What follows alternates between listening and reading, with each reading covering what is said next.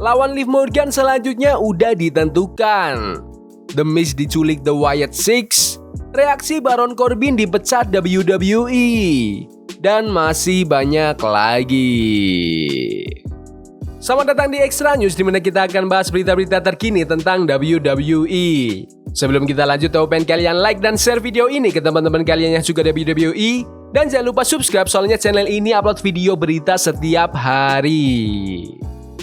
Lawan Liv Morgan selanjutnya udah ditentukan. Di episode Raw minggu ini, ada pertandingan Battle Royale buat nentuin penantang nomor 1 buat Women's World Championship, dan Io Sky berhasil menang untuk dapetin kesempatan title shot. Morgan udah pegang gelar Women's World Championship sejak bulan Mei, setelah Rhea Ripley harus lepasin gelarnya karena cedera yang dia dapat dari rivalitas sebelumnya lawan Liv Morgan. Meski Ripley dan Morgan punya perseteruan panas, storyline itu sementara di-pause karena cedera Ripley.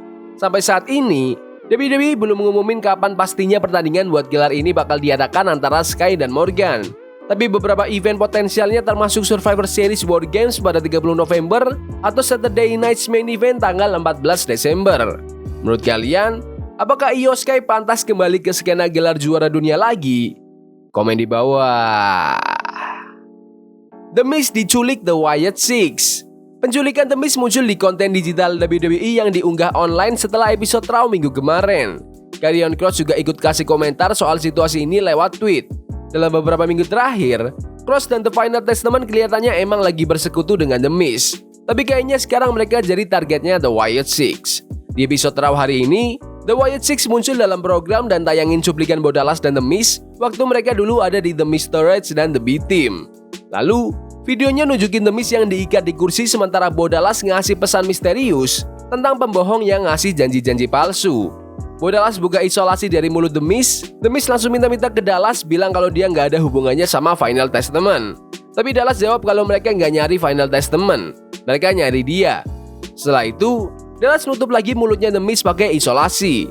Dallas lanjut ngasih pesan misterius dan mulai ngetis rencana dia buat The Miz. Setelah itu, The Wyatt Six langsung datang dan nyergap The Miz. Menurut kalian, apakah The Miz pantas diculik sama The Wyatt Six? Komen di bawah. Reaksi Baron Corbin dipecat WWE. Minggu lalu, ada kabar kalau mantan juara United States Baron Corbin bakal cabut dari WWE karena kontraknya nggak diperpanjang.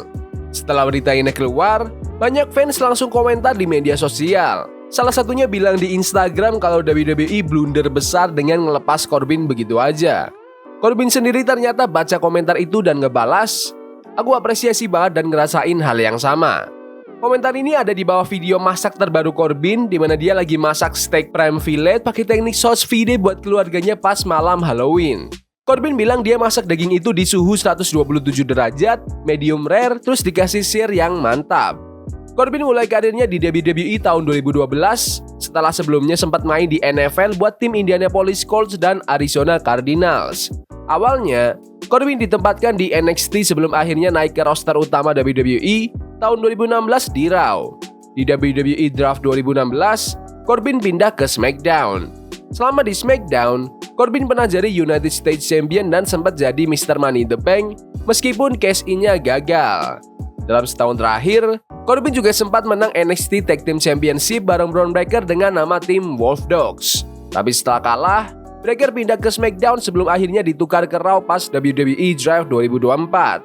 Sementara itu, Corbin balik ke SmackDown dan terakhir kali dia setim bareng Apollo Crews. Belum jelas kapan kontrak Corbin resmi berakhir. Menurut kalian, apakah WWE salah untuk tidak perpanjang kontrak Baron Corbin? Komen di bawah.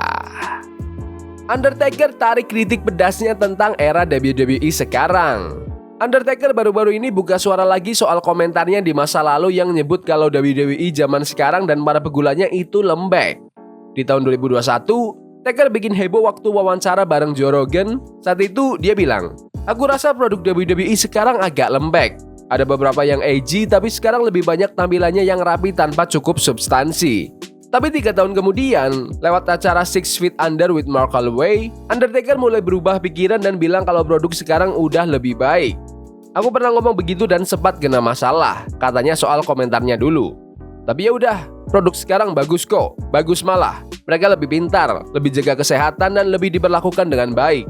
Aku bangga karena eraku dulu bisa jadi landasan buat mereka sekarang, dan mereka sekarang dihargai kayak atlet NFL, MLB, atau NBA. Bukan cuma jadi bagian dari sirkus aja. CCO WWE, Paul Triple H Levesque juga ngebahas soal komentar Undertaker itu dan bilang kalau Taker cuma kasih kritik yang membangun. Roman Reigns juga angkat suara, bilang kalau mungkin Undertaker salah pilih kata, tapi nggak setuju kalau pegulat sekarang itu lembek. Menurutnya, mereka malah lebih fisikal dibanding era sebelumnya karena olahraga ini terus berkembang. Menurut kalian, lebih baik era Undertaker dulu atau era Roman Reigns yang sekarang? Komen di bawah. Montez Ford frustasi dengan The Bloodline. Sudah hampir 4 tahun nih sejak The Street Profits, Montez Ford dan Angelo Dawkins terakhir kali megang gelar tag team di WWE. Mereka sering banget hampir menang, tapi Montez bilang ada satu hal yang selalu bikin mereka gagal, The Bloodline. Waktu diwawancara sama Daily Star, Montez curhat soal frustasinya.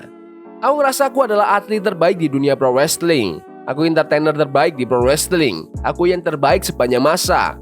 Percaya diriku lagi di level yang tertinggi sekarang. Tapi kenapa aku terus ketemu sama The Bloodline dan segala versinya selama 4 tahun terakhir ini? Kata Montez. Aku yang ngadepin mereka. Aku yang berusaha buat ngelawan penyakit ini. Bareng Dogs. Dan kadang-kadang Kevin Owens juga. Tapi kalian lihat sendiri kan apa yang terjadi sama Kevin Owens belakangan. Dia juga frustasi. Dan aku mulai ngerasa bakal kayak gitu juga. Udah berapa kali aku ngadepin versi lain dari Bloodline. Setiap kali kita dekat sama gelar tag team, Bloodline selalu muncul. Selain diganggu terus sama Bloodline, Montez Ford juga merasa usaha mereka buat ngejar gelar jadi terganggu gara-gara kebaikan mereka sendiri, khususnya ke DIY. Belakangan ini, Montez dan Dawkins gabung sama Johnny Gargano dan Tommaso Ciampa dari DIY buat coba ngalahin The Bloodline. Tapi sayangnya, mereka malah dijadiin lawan dalam pertandingan kontender dan DIY yang menang. Aku ngerasa oke, tapi sekarang kayaknya kebaikan kita dianggap kelemahan, kata Montez. Setelah pernah jadi juara tag team di Evolve, NXT, SmackDown, dan Raw, Montez Ford ngerasa kalau The Street Profits udah buktiin kualitas mereka di ring. Tapi karena nggak ada gelar sekarang, Montez ngerasa mereka mulai dilupain fans. Aku suka kalau orang ngomongin kita, gak harus negatif, tapi yang penting dibahas lah, kata Montez. Sekarang kayaknya nggak ada yang ngomongin kita lagi setelah semua yang udah kita lakuin. Rasanya kayak nggak ada tempat, kayak nggak dihargai. Aku tahu aku bukan nggak berharga, tapi aku lihat banyak muka-muka baru yang dapat kesempatan. Bagus, biarin mereka dapat kesempatan. Tapi kayaknya kita malah jadi terpinggirkan. Gak ada yang bahas kita lagi. Mungkin gara-gara kegagalan-kegagalan kita yang terus terjadi. Buat bikin The Street Profits balik lagi jadi topik obrolan, Montez Ford bilang dia sekarang mulai introspeksi, nyari tahu perubahan apa yang perlu dilakukan. Langkah selanjutnya ya cari tahu apa yang salah. Semua pikiran ini ada di kepalaku, perubahan apa yang perlu dibuat. Siapa yang harus ditambah? Siapa yang harus dikurangin? Apa aku perlu ganti pendekatan? Kata Montez. Minggu lalu, The Street Profits kayaknya mulai balik ke jalur positif setelah menang lawan Elton Prince dan Kate Wilson, Pretty Deadly di SmackDown. Ini jadi kemenangan pertama The Street Profits yang disiarin di TV sejak bulan Agustus, waktu mereka ngalahin DIY di final turnamen WWE Tag Team Championship Contender. Menurut kalian, apakah The Street Profits harus jadi juara tag team sebelum tahun 2025? Komen di bawah. Jadwal tur WWE di Eropa sebelum WrestleMania. WWE akan menggelar tur Road to WrestleMania ke Eropa di bulan Maret 2025 dengan beberapa acara Raw dan SmackDown yang bakal ditayangkan langsung dari sana. Berikut jadwalnya.